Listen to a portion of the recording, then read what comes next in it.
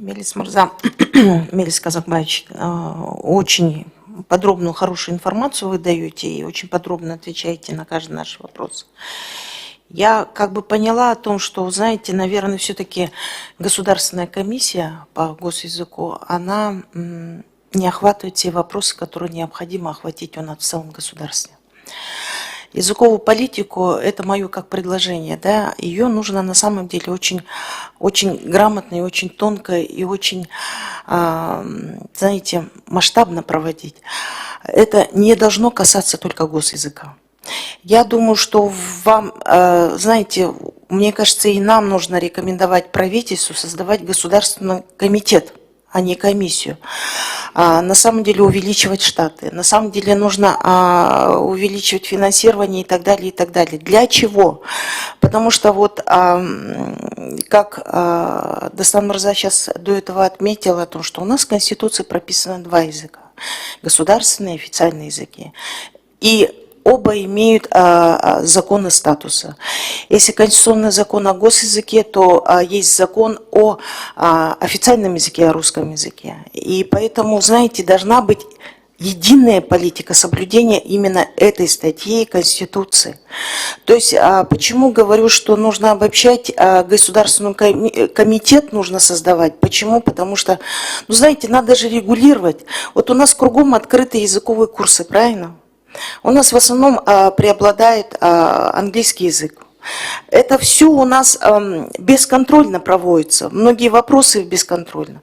Все должно быть как-то паритетно, все должно быть на равных, эти вопросы должны контролироваться. Почему у нас преобладает? Почему у нас раньше, если у нас в государственной программе, в школьной программе был обязательно немецкий и английский язык, сейчас у нас только английский язык, правильно? Немецкого не стало. То есть эта политика вообще и Министерством образования, она не контролируется в целом языковая политика. И отсюда и вопрос о том, что почему у нас такой малый контекст именно в государственном телевидении детских программ у нас очень слабый, очень неинтересный для детей.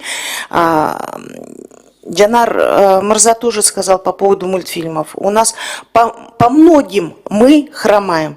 Естественно, по поводу вот статистических данных мы посмотрели, кто проходил тест и на каком уровне, почему не сдали, и уровень на самом деле. Язык на самом деле все знают, но он знает разговорный. Литературного языка нет. Такой вот, знаете, государственная именно должна была быть политика, которая развивалась. Мы же теряем истоки языка именно культурного, правильно? Сейчас молодежь что, махала-каптар вообще знают, понимания, мне кажется, нет.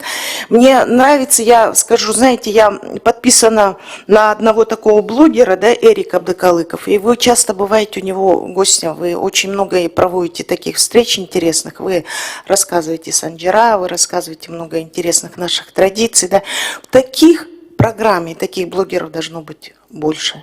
И если мы создадим этот комитет, и если мы усилим и более масштабнее рассмотрим этот вопрос, там, где и, значит, госкадровая служба должна быть у вас, и Минобразование должны быть вместе. И много, говорю же, эта политика должна быть масштабнее. Я бы рекомендовала, еще раз говорю, чтобы мы рассмотрели этот вопрос, потому что одними такими функциями прийти в министерство, ты почему не говоришь там, Красча, почему так не пишешь? Мы эти вопросы так не решим.